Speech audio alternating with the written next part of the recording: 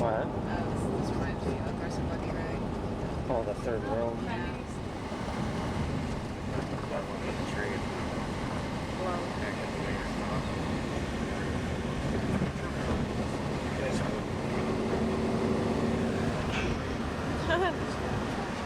Oh, you gotta take the lens cap off, for God's sakes.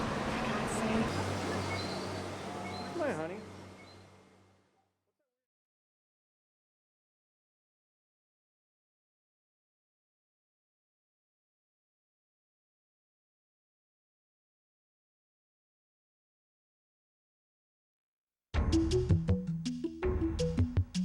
Spectacular St. Lucia has an irresistible combination of glorious scenery, French traditions, and artistic heritage.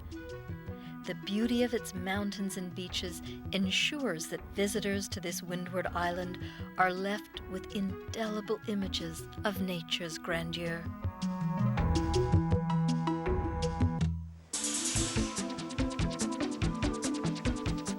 Arawaks, Caribs, English, Caribs, French, English, French, English, French, English, French, English, French, English, French, English, French, English.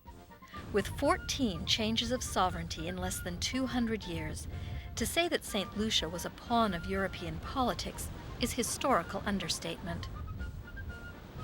In 1814, the island was finally ceded to Great Britain, and with its independence in 1979, St. Lucia became part of the Commonwealth. Despite the ultimate ascendancy of the English, it is French culture that has had the strongest influence, as you'll see and hear in place names, the local patois, and colonial architecture. A notable exception is in the world of literature, with 2 Nobel laureates hailing from these shores.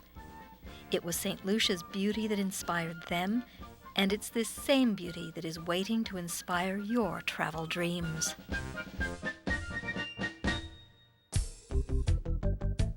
Castries, St. Lucia's charming capital, showcases the scenic and cultural appeal that is found throughout the island.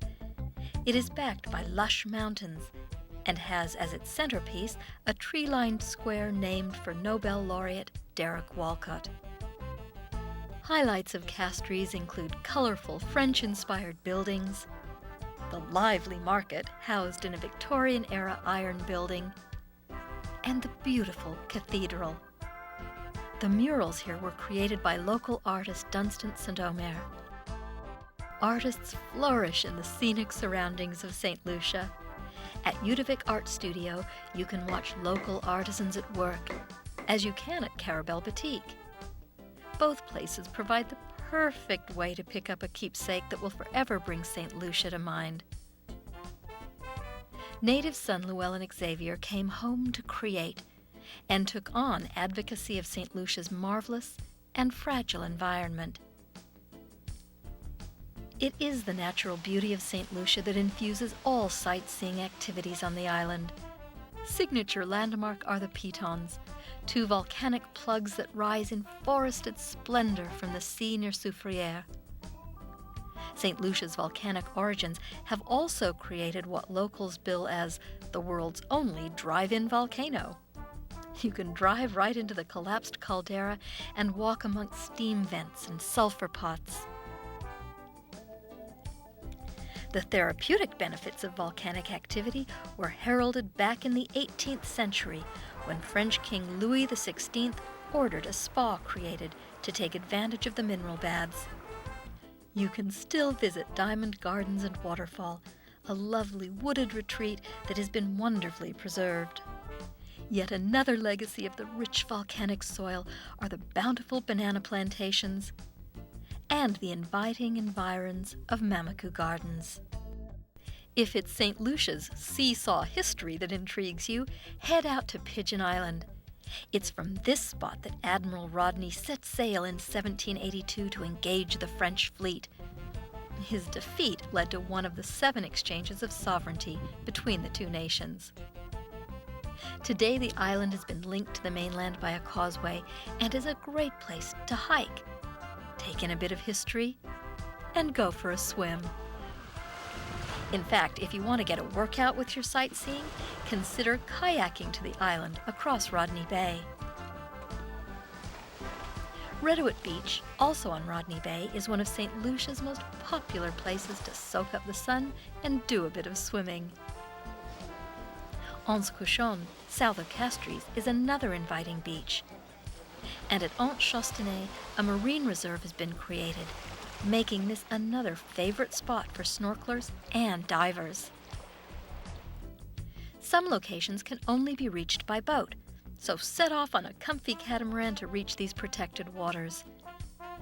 An excursion by sea also affords a superb vantage point on the Pitons. Depending on the season, you may find yourself sharing the waters with dolphins and whales. Back on land, there is lush mountain beauty to explore. St. Lucia's east coast is somewhat inaccessible, which is just fine with the sea turtles and marine birds that use the area as their nesting grounds. A 4-wheel drive makes the trip manageable and is also a great way to see the inland reaches of the island, including St. Lucia's highest peak, Mount Jimmy. Get even closer to this forested beauty on horseback or on an outing by mountain bike. Breathtaking waterfalls, remote seascapes, and vibrant rainforest are the scenic rewards for your efforts. As on so many Caribbean islands, colonial plantations created the first agricultural and economic success stories. On St. Lucia, there are several reminders of those plantation days, and a visit to the estates provides a glimpse back at a bygone era. Balenbouche and La Siqui were prosperous sugar plantations, and Morne Coubaril has working examples of many of the traditional farming techniques. Wherever you choose to explore on St. Lucia, your route will be lined with colorfully quaint villages and superb vistas of mountains and sea. It is this beauty that will form your memories of lovely St. Lucia.